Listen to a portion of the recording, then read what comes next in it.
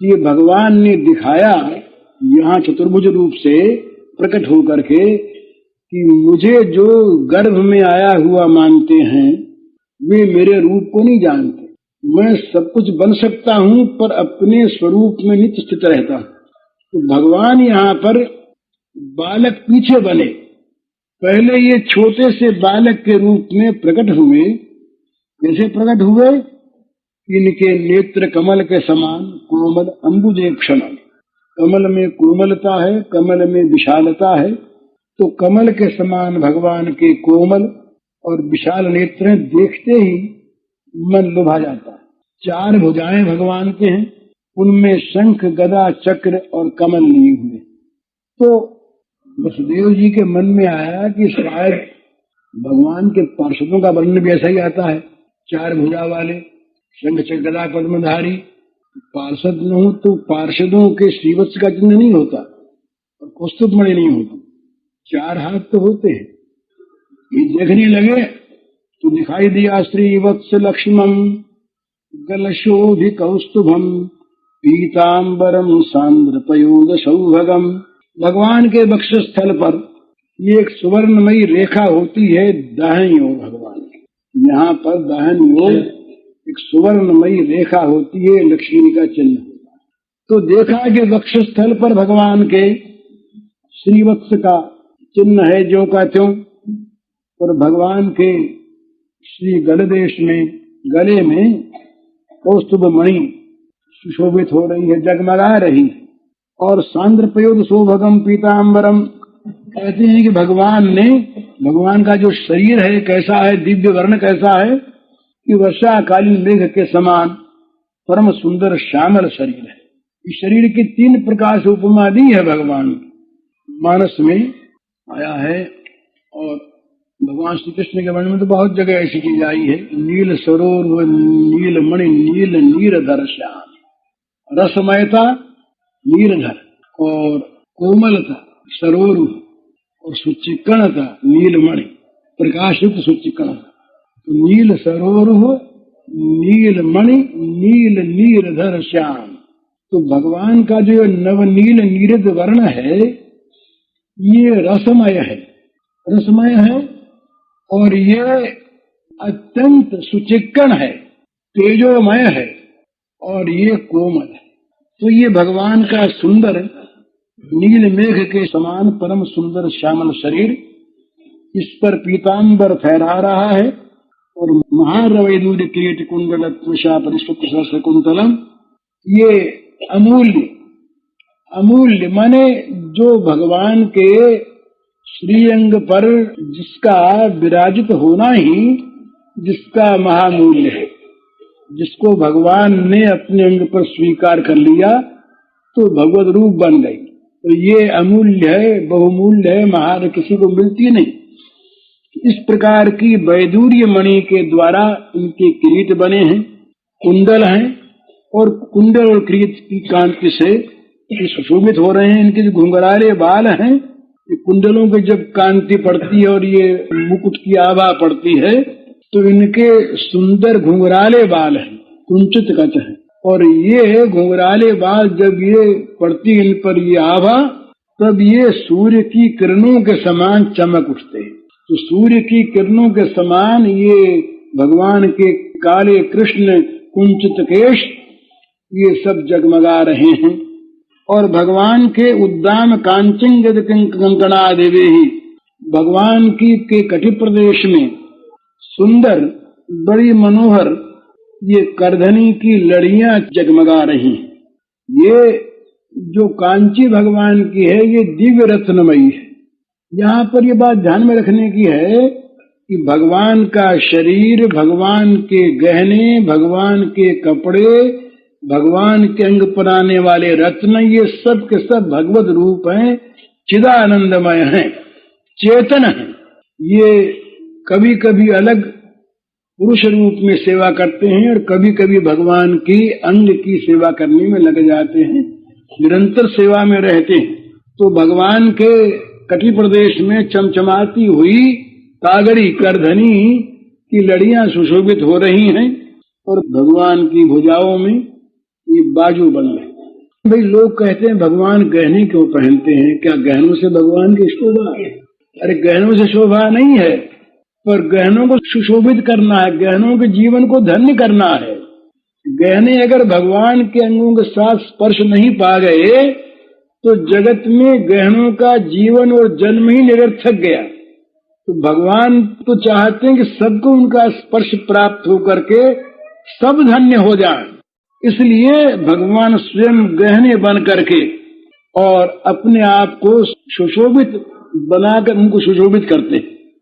तो कहते हैं भगवान की भुजाओं में मनोहर बाजूबंद सुशोभित हो रहे हैं, भगवान की कलाइयों में कड़े हैं, कंकन है, और ये सब चमक रहे हैं। इन आभूषणों से सुशोभित जो भगवान हैं, छोटे से बालक, उन बालक भगवान के प्रत्येक अंग में गहना है, और वो गहनों के द्वारा एक अनोखी आभा निकल रही है। भगवान का जो श्याम सुंदर रूप है कैसा है, इसका वर्णन ये है कि नील श्याम उज्ज्वलाभा युक्त है। नीलिमा पर श्यामता है और श्यामता पर शुभ्र आभा है। ये भगवान श्री कृष्ण का स्वरूप है। राम के स्वरूप में श्यामता की जगह हरितिमा है।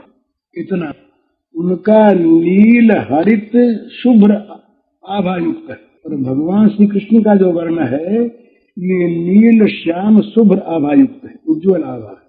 तो भगवान के प्रत्येक अंग से अंग से ये आभा निकल रही है। प्रत्येक रोम रोम से भगवान के वो तेज पुंज प्रकट हो रहा है। वो तेज पुंज रसमय है, वो तेज पुंज सुंदर है, वो तेज पुंज आंखों को झलमलाता नहीं, वो तेज पुंज आंखों में अमृत बरसाता है, अपनी ओर खींचता है, भगवान की ओर लगाता है। इस प्रकार से भगवान के प्रत्येक अंग से अनोखी छटा निकल रही है, भगवान सुशोभित हो रहे हैं। तो जब वसुदेव जी ने इस रूप में भगवान को देखा, एक शतक देखा, तो अब मन में अविश्वास नहीं रहा, ये कोई बच्चा है सो बात नहीं रही मन में। इस रूप को देख करके और उन्होंने समझा कि हरि भगवान जो स्वयं है यही मेरे पुत्र बन करके आ गए हैं। तो सब इसमें वो थुल्ल बिलोचनो हरिम सुतम बिलोक्यानकदुंदुभि सदा। नकदुंदुभि जो वसुदेव जी हैं, ये पुत्र के रूप में आए हुए भगवान को देख करके दो बात हुई, तीसरी भी होगी। पहले तो आश्चर्य हुआ, ये कैसा सुथारा, ये कैद खाना जगमगा उठा, अंधकार था, ऐसा अंधकार था। और ये अंधकार का वर्णन किया है टीकाकारों ने कि ये अंधकार में, निशीथ के अंधकार में जन्मे। तो जहां अज्ञानियों का हृदय अंधकार में डूबा रहता है, वहीं जिनका हृदय जागता रहता है वहां ये जन्म लेते हैं। तो सारा कंस मंडल सोया हुआ था, जागने वाले दो ही प्राणी उस समय थे, वसुदेव देवकी, जिन लोगों का हृदय किसी ज्योति से जड़ित हो गया था, वो जगमगा रहे थे दोनों। तो पहले तो इनको बड़ा आश्चर्य हुआ कि ये बालक, ऐसा बालक, ये देवकी के बच्चा होने वाला था, ये बात ध्यान में थी, और ये क्या प्रकट हो गया। बड़ा आश्चर्य हुआ, एक छोटा सा बालक, कद लंबा नहीं था, कद बालक का था, तमुद्भुतम बालक, बालक रूप था, और सारी चीज तो भगवान विष्णु की, और रूप बालक का। तो अद्भुत बालक, छोटा सा बच्चा, और इस प्रकार से देख करके आश्चर्य में डूब गए। पहले असीम आश्चर्य हुआ, बड़ा विस्मय हुआ। उसके साथ साथ अरे भगवान मेरे पुत्र होकर के आ गए, तो बस आनंद छा गया। आंखें डबडबा आई, खिल उठी आंखें आनंद से, आंखों में उनसे मानो आनंद बहने लगा। रोम रोम जो उनका है, वसुदेव जी का रोम रोम ये आनंद में निमग्न हो गया। अब वो क्या करते बेचारे, वहां पर देने को तो था नहीं उनके पास, तो मन ही मन उन्होंने संकल्प किया कि ब्राह्मणों को 10,000 गायें देंगे। मन ही मन से उन्होंने दे दी, 10,000 गायें उन्होंने बड़े आनंद में भरकर ब्राह्मणों को दी। अब भगवान के अंग कांति से सूती का ग्रह जो है वो जगमगा रहा था। भगवान का प्रभाव जानने से उनका सारा भय दूर हो गया। फिर बुद्धि को स्थिर करके उन्होंने सिर झुकाया और भगवान की स्तुति करने लगे। अब इस भगवान के रूप की स्तुति की व्याख्या अब कल। हरिओम कथा। कंस के कारागार में वसुदेव देवकी के प्रेम से आकर्षित होकर भगवान प्रकट हो गए हैं। भगवान का अद्भुत बालक रूप वसुदेव जी ने देखा। ये कहते हैं कि वसुदेव जी जो थे ये भगवान के ऐश्वर्य और माधुर्य दोनों भावों के मिले हुए भक्त थे। जैसे नंद यशोदा केवल मधुर वात्सल्य से परिपूर्ण हैं, उस प्रकार से वसुदेव देव के नहीं है। वसुदेव देव की भक्ति में कोई भी कमी नहीं, पर वसुदेव देव की भगवान के ऐश्वर्य रूप की भी उपासना साथ करते हैं। और भगवान ने ये कहा भी आवेगा युवा माम पुत्र भावेन ब्रह्म भावेन चासकृत चिंतयन्तम स्नेह यास्ते मदगतिम पराम। भगवान कहेंगे आगे कि तुम दोनों का मेरे प्रति पुत्र भाव भी रहेगा और निरंतर ब्रह्म भाव भी रहेगा, दोनों भाव रहेंगे। और इस प्रकार वात्सल्य स्नेह के द्वारा और तत्व चिंतन के द्वारा तुम्हें मेरी गति की, मेरे परम पद की प्राप्ति होगी। तो वसुदेव जी और देवकी मैया ये दोनों के दोनों भगवान के परम भक्त, और 2 जन्म में ये पहले ही भगवान के माता पिता हो चुके। यद्यपि नंद यशोदा की तरह से ये नित्य माता पिता नहीं है, एक भगवान के नित्य माता पिता होते हैं।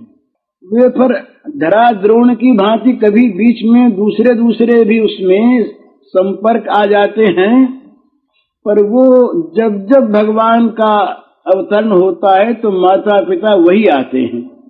तो जैसे नित्य माता पिता हैं, ऐसे ही नित्य प्रेयसी श्रीमती राधिका हैं, उनकी जगह दूसरा नहीं आता, ये नित्य हैं।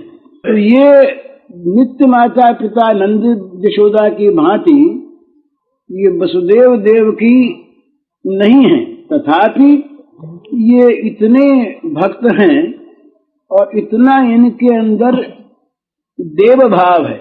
ये टीकाकार तो यहाँ तक कहते हैं, बड़ी सुंदर व्याख्या की। वो कहते हैं कि भाई ये जो कहा कि भगवान प्रकट हुए देवकी से, वो कहते हैं कि देवक्याम देव रूपिण्याम। तो इसकी ये व्याख्या करते हुए कहते हैं कि ये जो देवकी थी, वसुदेव जी थे, ये देव रूप थे, मनुष्य रूप नहीं थे। माने जिस समय भगवान इनके अंदर प्रविष्ट हुए और जिस समय भगवान इनके सामने प्रकट हुए, जन्म हुआ नहीं कहते, प्रकट हुए, उस समय इनका वो जो शरीर था वो शुद्ध सत्वमय हो गया। ये रक्त मांसमय उनका शरीर उस समय नहीं रहा, तो शुद्ध सत्वमय शरीर हो गया। तो इसीलिए इनके लिए बात आई कि ये देव रूप है। फिर इन्होंने एक बात और बताई, ये व्याकरण वाले लोग इसको समझेंगे, हम लोग तो समझते नहीं। इन्होंने बड़ी सुंदर बात कही है। वो कहते हैं ये देवक्याम देव रूपिण्याम, ये जो कहा इसमें एक भाव है कि भगवान जो है ये देवकी से इन्होंने जन्म नहीं लिया, प्रसव नहीं हुआ, ये देवकी के सामने प्रकट हो गए। हाँ, वो कहते हैं कि भगवान कंस के कारागार में वसुदेव और देवकी के समीप आविर्भूत हुए। वास्तव में देवकी के गर्भ से जन्म लेकर भूमिष्ठ नहीं हुए। इसीलिए मूल श्लोक में देवक्याम देव रूपिण्याम इस भाषा में श्री सुखदेव जी ने वर्णन किया। तो ये कहते हैं कि देवक्याम पद का अर्थ देव के समीपे, समीपे सप्तमी कह करके ये देवकी समीपे, ये होता है श्री भगवान देवकी के गर्भ से जन्म लेकर भूमिष्ठ हुए। यदि ये वक्तव्य होता तो देवक्या देव रूपिण्या इस भाषा में कहते, देवक्याम देव रूपिण्याम नहीं कहते। तो भगवान जो हैं ये प्रकट हुए, वहां आविर्भूत हो गए, गर्भ से जन्म लिया, ऐसी बात नहीं। तो लेकिन भगवान का के प्रति वात्सल्य प्रेम था एकांत, और वो जननी होने के योग्य रही, तो इसीलिए उनको ऐसा भान हुआ। और ब्रह्मा जी देवताओं ने भी ऐसा कहा कि आप देवकी के उदर में प्रतिष्ठित हुए, देवकी की स्तुति भी की। तो इसी का स्वारस्य बताने के लिए वसुदेव जी के मुख से भगवान ने स्तुति कराई।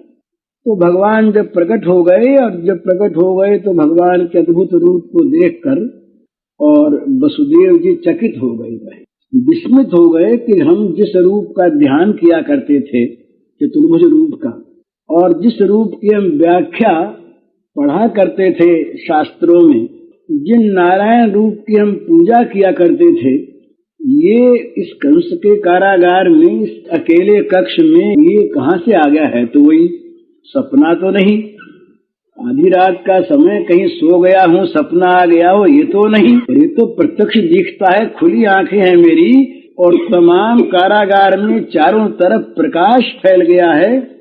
और प्रकाश भी कैसा फैला है कि कभी कभी इसके अंदर सूर्य की किरणें आया करती हैं किसी छेद में से। पर आज तो मानो लाखों करोड़ों सूर्य एक साथ उदित हो गए, और सूर्य उदय होकर के प्रकाश तो छा गया, पर प्रकाश के साथ साथ मानो करोड़ों चंद्रमाओं की शीतलता और अमृत बरसाने वाली जो ज्योत्सना है वो फैल गई। प्रकाश तो सूर्य का, और शीतलता और अमृत वहा जो ये स्वभाव है, ये चंद्रमा की ज्योत्सना का। उसे देख कर वे चकित हो गए। उसके बाद उनके मन में स्फुरित हुआ कि नहीं नहीं, ये साक्षात भगवान, चतुर्भुज भगवान जो हैं ये स्वयं भगवान हैं, और भगवान ही मेरे सामने प्रकट हुए। तो यूं समझ करके और उनका भय मिट, ऐश्वर्य भाव जागृत हो गया ना, फिर भय आवेगा। ऐश्वर्य जागृत होगा, अरे साक्षात भगवान है। तो गत भी उनके मन में जो कंस का भय लगा था, अभी तक ये भय था कि 8वां गर्भ जो है ये कंस को मारने वाला कहा गया है, और कंस मार देगा, ये भय मन में था। वात्सल्य भाव आने पर फिर इस भय का उद्भव होगा। तो एक बार ऐश्वर्य आने से ये भगवान स्वयं साक्षात भगवान हैं, ये भगवान का प्रभाव जान लेने पर प्रभावित जब हो गए ये, तो उनकी बुद्धि स्थिर हो गई। भगवान के चरणों में उनका मस्तक झुक गया, पुत्र भाव नहीं रहा। भगवान के नतांग, उनके अंग जो है झुक गए, ये भगवान के चरणों में गिर पड़े, और कृतांजलि ही दोनों हाथ जोड़ ली, हाथ जोड़ करके और सिर झुकाकर निर्भय होकर, और ये भगवान की स्तुति करने लगे। बोले, विदितोऽसि भवान साक्षात पुरुष प्रकृते परः, केवलानुभवानंद स्वरूप सर्वबुद्धिदृक्, सैव प्रकृतिर्देहं सृष्ट्वाग्रे त्रिगुणात्मकम्, तदनुत्वं प्रविष्टैव भाव्यसे, यथे मे विकृता भावा तथा ते विकृतैः सह, नानावीर्या पृथक् भूता विराजं जनयन्ति, सन्निपत्य समुत्पाद्य दृश्यन्ते नुगता इव, प्रागेव विद्यमानत्वान्न तेषामिह सम्भवः, एवं भवान् बुद्ध्यन्मेय लक्षणैर्ग्राह्यैः गुणैः सन्नपि तद्गुणाग्रह, अनावृतत्वाद् वैरन्तरं न ते सर्वस्य सर्वात्मवस्तुनः, यात्मनो दृश्य गुणेषु सन्निति विवस्यते स्वगते कवतो बुधः, विनानुवादं न च तन्मनीषितं सन्न्यजतस्त्यक्तमुपाददत्तमान्,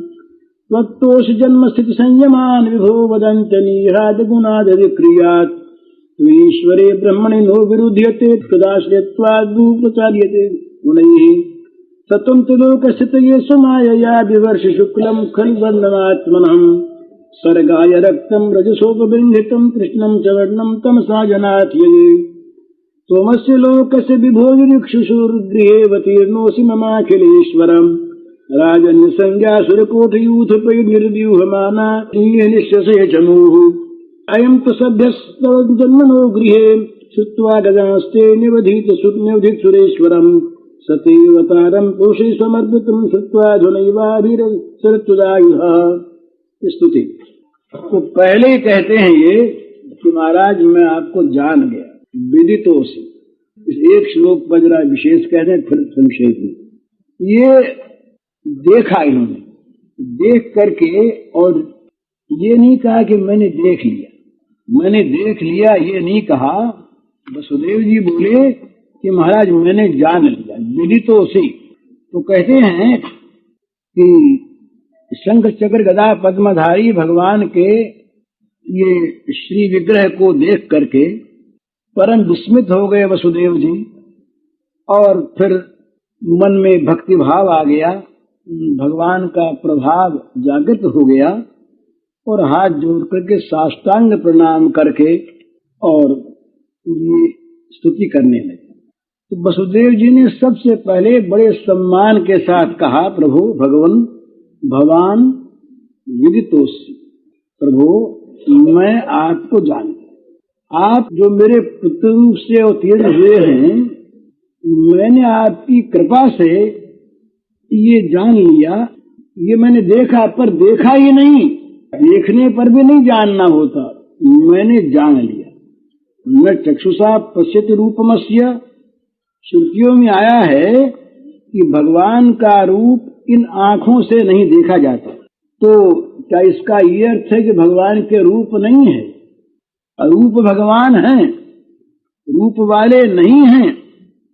बोले नहीं, ऐसी बात नहीं, भगवान रूप वाले तो हैं, पर उनका रूप ऐसा विलक्षण है कि इन प्राकृत आंखों के सामने वो नहीं आता।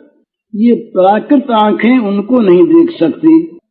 तो और उनको देखने में, जैसे हम किसी वस्तु को देखते हैं तो देखने वाले हम हैं और हमारी आंखें इनका कर्तृत्व है, दृष्टा का कर्तृत्व है। पर भगवान जब दिखाई देते हैं तो वे स्वयं कृपा पूर्वक जब दृश्य बनते हैं तब दिखाई देते हैं, उन्हें हम देखते नहीं, वो अपने को हमें दिखाते हैं। और इन आंखों से हम नहीं देख पाते, जो उनकी अपराकृत आंखें हैं, जब वो देते हैं तब हम देख पाते हैं। तो भगवान का जब लीला विग्रह प्रकट होता है, उस समय भगवान जिन जिन को वो आंखें देते हैं उनको उस रूप में भगवान दिखते हैं। और यदि ऐसा न माने, कि बड़ा भारी यह सिद्धांत का प्रश्न है कि भगवान दिखते हैं, ऐसा न माने, भगवान के रूप नहीं है ऐसा ही माने, तो निश्चित रूप से लीला विग्रह को माइक कहना पड़ेगा। ये सत्य वस्तु नहीं है, ये माया निर्मित है, माया से दिखती है, माया विशिष्ट है, माया नहीं तो इस रूप की सत्ता नहीं। तो जो भगवान के रूप की सत्ता नहीं मानते, उनका भगवान की स्तुति करना व्यर्थ है। सारे वेदों ने जो स्तुति की भगवान की, ऋषियों ने स्तुति की, देवताओं ने स्तुति की, ये स्तुति सारी की सारी व्यर्थ हो जाती है यदि ये मान लें कि उनका रूप देखने में नहीं आता। भगवान ने स्वयं का अर्जुन को रूप दिखा करके, विराट सुदूरदर्शमिदं रूपम दृष्ट्वा नश्यन् मम देवा अप्य स्वरूपस्य नित्यं दर्शन कांक्षणः भक्त्या तुनया शक्य एवं विधोर्जुन ज्ञातुं विष्णुत्वेन प्रविष्टुं च परम तप। भगवान ने कहा कि रूप तो है, रूप है, और इस रूप को देखने के लिए देवतागण भी नित्य आकांक्षी हैं। रूप न होता तो देखने की आकांक्षा का कोई सवाल नहीं होता। रूप है और देखने के देवता लोग आकांक्षी भी हैं, पर रूप है सुदूरदर्श, इतना ही भेद है। ये प्राकृत जो हमारी आंखें हैं इनसे अगोचर है, इनके सामने नहीं आता।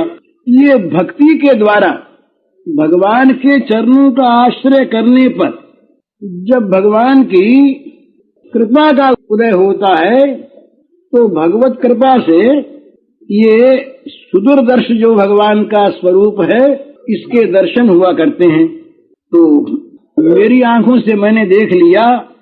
इस प्रकार जो अहंकार की वाणी बोलता है देखने वाला, वो दर्शन नहीं पाता, उसको भगवान के दर्शन नहीं होते। भगवान कृपा करके अपने को दिखाते हैं, तब दिखते हैं। ये अगर मान लें कि भगवान के रूप नहीं और भगवान दिखने वाले नहीं, तो भगवान की सत्ता मिट जाती है। और भगवान की सत्ता जो मिटा देते हैं शास्त्र, या जो मिटा देते हैं मनीषी, ये कहते हैं कि वे तत्वज्ञानी नहीं हैं, वे वास्तव में ज्ञान रहित ही हैं। अंधा कहे कि भाई जगत में कोई दृश्य वस्तु नहीं है, तो अंधे के कहने से क्या वस्तुओं का अभाव हो गया?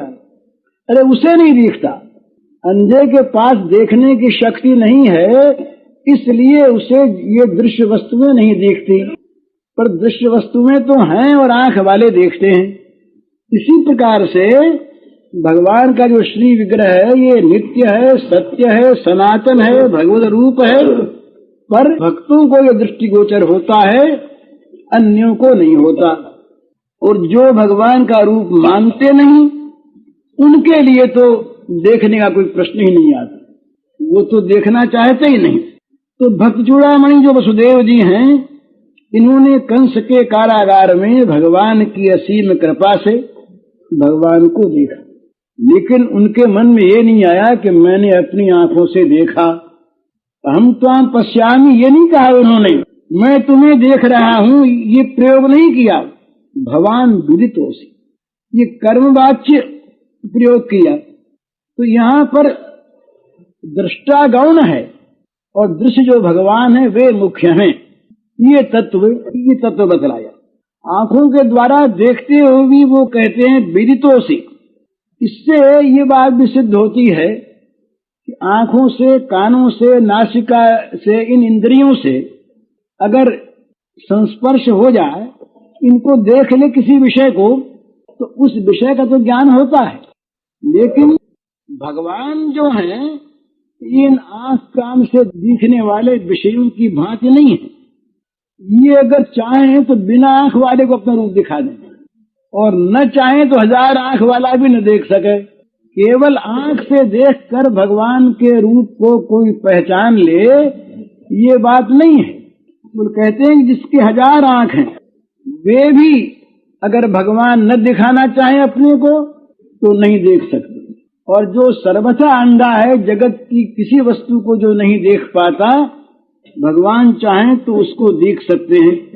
और यहाँ पर तो वसुदेव जी महाराज केवल यही नहीं कहते कि विदितों से, वो कहते हैं साक्षात विदितों से। माने कोई अनुमान से भगवान को देखता है, कोई विचार से देखता है, कोई तर्क बुद्धि के द्वारा भगवान को तर्क बुद्धि से देखता है, कोई शास्त्र के अनुसार भगवान को शास्त्र दृष्टि से देखता है, कोई भगवान को ज्ञानात्मक चिन्मय तत्व विशेष मानकर वो तत्व रूप से देखता है।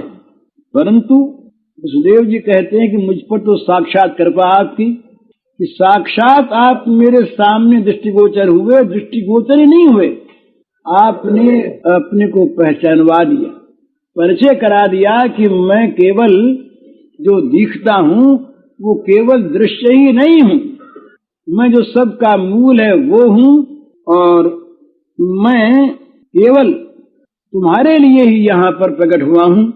तो उन्होंने कहा कि साक्षात विदितोष।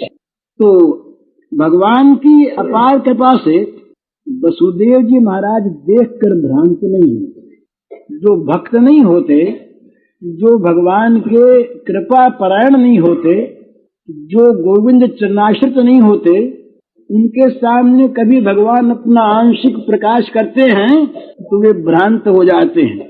वो कहते हैं हमने देख लिया जी, हमने अपने भक्ति बल से भगवान को देख लिया। तो भगवान जरा सी झांकी दिखाकर छिप जाते।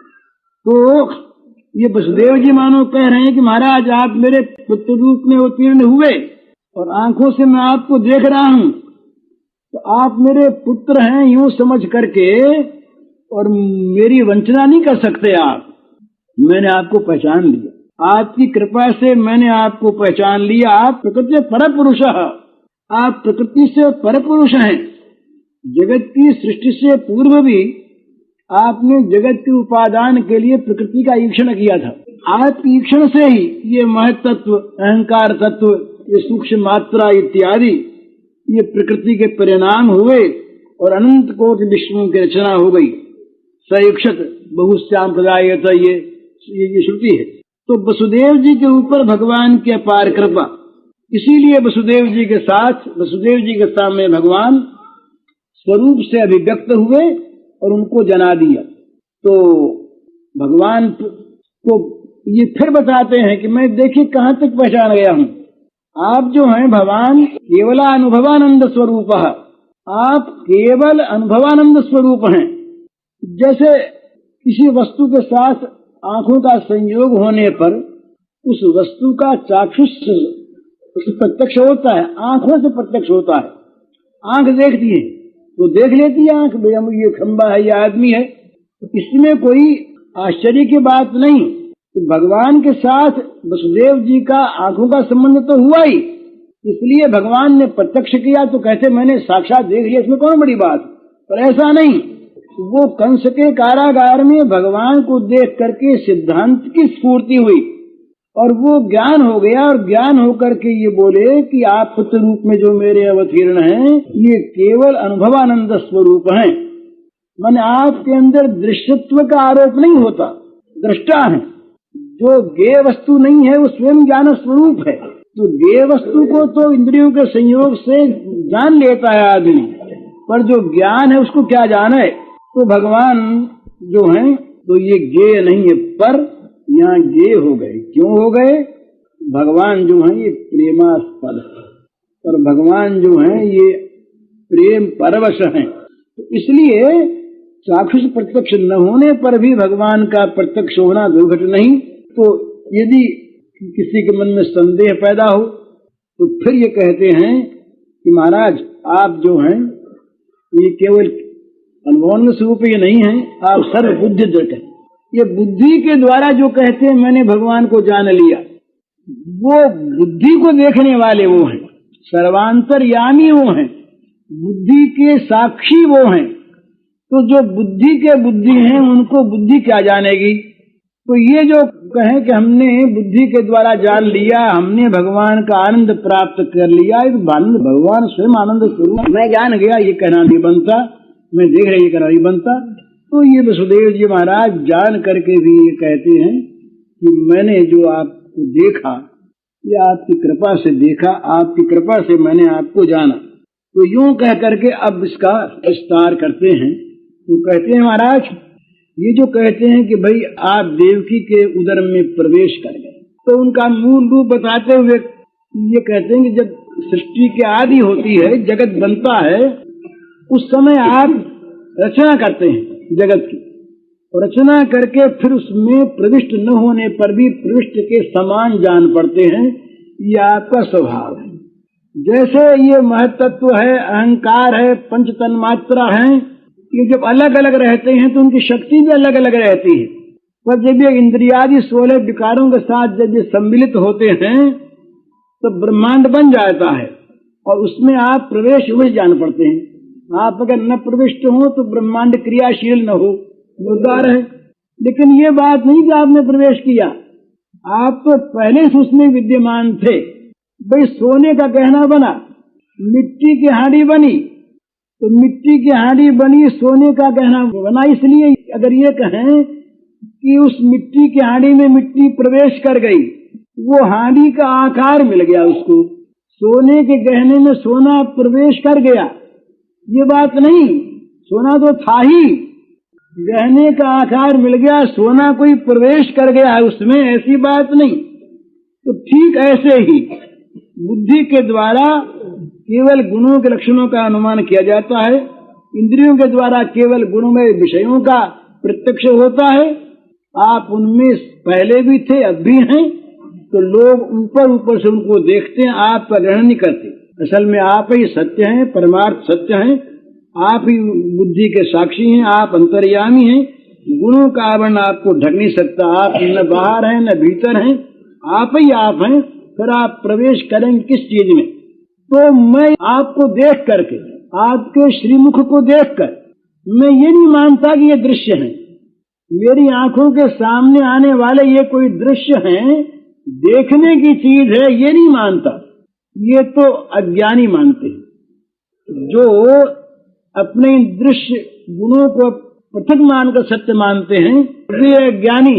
मैं तो ये मानता हूँ, ये समझता हूँ, ये जो आप दिख रहे हैं ये मेरे दृश्य नहीं है, ये स्वयं स्वरूप भूत है। मेरी आंखों में इस प्रकार की शक्ति दे करके अपनी कृपा की आप मुझे दिखला रहे हैं, और मैं केवल रूप नहीं देखता, रूप के साथ साथ आपके स्वरूप को भी देखता हूँ। तो कहते हैं कि ये सारी क्रियाएं, सारे गुणों और सारे विकारों से आप रहित हैं, फिर भी जगत के सृष्टि स्थिति और प्रलय ये आपसे ही होते हैं, ये आपके लिए कोई असंगत नहीं। इसलिए तीनों गुणों का आश्रय आप होते हुए भी गुणों का आप में आरोप किया जाता है। गुण रहित होने पर भी गुणों का आरोप होता है। आप ही तीनों गुणों को लेकर के संसार में कार्य करते हैं। शुक्ल वर्ण माने पोषणकारी विष्णु रूप से आप धारण करते हैं, रज प्रधान रक्त वर्ण से आप ब्रह्मा रूप से सृजन करते हैं, और प्रलय के समय कृष्ण रूप तमोगुण रूप तो तम कृष्ण होता है, उससे आप संहार करते हैं, स्वीकार करते हैं। इसलिए आप सबके स्वामी हैं, आप सबके मालिक हैं। आप ही से ये जगत बना, जगत में आप ही प्रविष्ट। मैं आपको जान गया, मैंने आपको पहचान लिया। लेकिन अब फिर कहते हैं कि आप प्रविष्ट नहीं हुए, आप नहीं आए। बोले नहीं आए, आप सर्व समर्थ हैं, आप ना करके भी आते हैं और आ करके भी नहीं दिखाई देते। आप सबके स्वामी हैं, सर्वशक्तिमान हैं, सबकी रक्षा करने वाले हैं। ये होते हुए भी तमस्य लोकस्य विभोरिक्षिषु गृहेवतीर्णो सिममाखिलेश्वर। आ गया वात्सल्य भाव। यहाँ यही नंद यशोदा में यहाँ अंतर है। यहाँ तो ऐश्वर्य का गान करते करते वात्सल्य आता है, फिर वात्सल्य तर से ढक जाता है, और वहाँ ऐश्वर्य प्रथम तो आता नहीं, और कहीं माधुर्य की सेवा के लिए ऐश्वर्य आता है। कभी कभी बीच में जब माधुर्य में कोई विघ्न पड़ता है तो जो भगवान की ऐश्वर्य शक्ति है वो विघ्न को सहन नहीं कर सकती, तो ऐश्वर्य शक्ति वहां पर प्रकट हो जाती है विघ्न को हटाने के लिए। परंतु ऐश्वर्य शक्ति कहीं जागृत न रह जाए, इसे स्वयं भगवान पर्दा डाल देते हैं। यहाँ तो भगवान आगे बताएंगे कि अरे मैं भगवान हूँ, चतुर्भुज रूप दिखाया, और फिर अपने मुंह से बताएंगे कि मैं भगवान हूँ, मैं ब्रह्म हूँ। इसके बाद भी इनके मन में भय आ जाएगा, और फिर जान लेंगे भगवान। ये भगवान जानने पर भी ये बात, और वहां पर भगवान जानने की आवश्यकता नहीं। वहां पर कहीं भगवान जान जाए तो रसी भंग हो जाए सारा का सारा। इसलिए वहां केवल विशुद्ध अनुराग है। ये एक बात बहुत समझने की है, थोड़ी सी इसको। विशुद्धानुराग और भगवत का ऐश्वर्य प्रेम, इसमें बड़ा अंतर है। विशुद्धानुराग में भगवान की आवश्यकता नहीं है, वो अनुराग ही भगवान है। वहां ये बात नहीं देखी जाती कि जिनसे हम अनुराग करते हैं, जिनमें प्रेम करते हैं, वो कौन है। वो कौन है समझ के अगर प्रेम होता है तो प्रेम करने योग्य कोई वस्तु हो, ऐश्वर्यशाली गुणशाली, उसमें प्रेम होता है। वो प्रेम उस वस्तु में है, इसलिए वो प्रेम विशुद्ध नहीं है। तो विशुद्ध प्रेम में ऐश्वर्य की आवश्यकता नहीं। गुण रहितम कामना रहितम। जो विशुद्ध अनुराग होता है वो गुण रहित होता है, कामना ये रहित होता है। प्रेम ये नहीं देखता, जो असली प्रेम होता है, निस्वार्थ प्रेम होता है, सच्चा प्रेम, वो ये नहीं देखता कि जो मेरा प्रेमास्पद है ये कौन है। वो तो प्रेम के लिए प्रेम करता है। तो नंद यशोदा का जो प्रेम है, उस प्रेम में भगवान के ऐश्वर्य शक्ति का विकास नहीं है, बल्कि बार बार वो छिपाते हैं। कहीं प्रकट होती है तो भगवान छिपाते। मुंह में यशोदा मैया ने भगवान के श्रीमुख में तमाम विश्व ब्रह्मांडों को देखा। अनंत विश्व हैं, और उन विश्वों में ये जम्बू द्वीप है, उसमें भारतवर्ष है, भारतवर्ष में ये मथुरा मंडल है, उसमें ये गोकुल है, उसमें नंद गृह है, नंद घर में वो कक्ष है, वहां पर भगवान है, यशोदा मैया है। एक बार जरा सा ऐश्वर्य आया, भगवान ने देखा कि यहाँ तो मामला बिगड़ा। तत्काल मैया के मन में आ गया, अरे बोले ये राक्षस लोग बहुत आते हैं, उनकी कोई न कोई माया है, ये तो बुलाओ ब्राह्मणों को स्वस्ति वाचन कराओ भाई। ये ठीक नहीं, किसी राक्षस का कोई उपद्रव हो गया। उनके मन में ये देख करके ऐश्वर्य नहीं आया, और यहाँ तो भगवान का ऐश्वर्य देख लिया, कहते हैं मैं जान गया। इसके बाद भी ऐश्वर्य में ऐश्वर्य रहना चाहिए, तो परमात्मा साथ है। तो ये भगवान के जानने वाले प्रेमी दो प्रकार के होते हैं, एक भगवान के ऐश्वर्य से प्रेम करने वाले, और एक भगवान में विशुद्ध प्रेम करने वाले। जो विशुद्ध प्रेमी हैं उनको भगवान स्वयं मिलते हैं, और जो ऐश्वर्य युक्त प्रेमी हैं उनको भगवान भी मिलते हैं, पर बीच बीच में वो भगवान को भूल कर ऐश्वर्य की पूजा भी करते हैं। और जो केवल ऐश्वर्य प्रेमी हैं उनको ऐश्वर्य मिलता, भगवान नहीं मिलती। ये तीन भेद किए हैं इसमें, एक प्रेम मिश्र, एक प्रेमी और एक प्रेम रहित। तो यद्यपि उसमें दुर्योधन की गणना नहीं होती, लेकिन दुर्योधन ने और अर्जुन ने चाहा भगवान को, तो दुर्योधन ने चाहा भगवान के ऐश्वर्य को, दोनों मांगने गए। ये कथा महाभारत में आती है कि भगवान जिस समय ये कह चुके कि भाई हम तो कोई का पक्ष नहीं लेंगे, घर में कह दिया, लेकिन अर्जुन और दुर्योधन दोनों के मन में थी सहायता प्राप्त करें, तो भगवान की लीला दोनों एक दिन गए, एक साथ ही गए। भगवान उस समय लेट गए, आंखें मूंद ली। तो पहले अर्जुन का जरा खुला द्वार था, दुर्योधन जरा पूछताछ के अंदर आए, और अर्जुन सीधे चले गए। जाके देखा भगवान सो रहे हैं, तो चरणों के सामने खड़े हो गए, खड़े होकर हाथ जोड़ लिया। देखा भगवान का वो श्रीमुख और चनारविंद, मुग्ध हो गए। अर्जुन भूल गए क्यों आए हैं, अर्जुन मांगने आए थे उस बात को भूल गए, और भगवान के उस माधुर्य के सागर में डूब करके हाथ जोड़ लिए और आंखों से आंसू बहने खड़े हो गए चुपचाप। दुर्योधन आए, दुर्योधन ने देखा कि अर्जुन तो खड़ा है पहले से और ये सो रहा है, जगाना ठीक नहीं, मांगने आए हैं ना, जागेगा तब बात करेंगे। तो बोले बैठ जाए, इतने खड़े कब तक रहें। तो भगवान ने लीला रच रखी, पहले बैठने के लिए कहीं आसन नहीं, और खड़ा वो रहे कैसे, राजा ठहरा। अर्जुन तो भगवान के आश्रित खड़ा रह गया, तो भगवान के सराहने की ओर एक आसन था। ये देखा कि अपने तो ऊंचा आसन है, ऊंचे इसी के लायक हम तो हैं, कोई इसके पैरों में क्यों बैठेंगे। तो जा करके ऊपर बैठ गया। भगवान ने आंख खोली, आंख खोलते अर्जुन सामने, तो अर्जुन से बोले भैया अर्जुन क्यों, कैसे आया। अर्जुन का होश आया। महाराज दुर्योधन ने देखा पीछे से कि तो इससे बात करने लगे, तो बोले जयराम जी की भगवान नहीं हो, बाईं तरफ यूं देखिए, बाम दृष्टि होगी भगवान की, बाम दृष्टि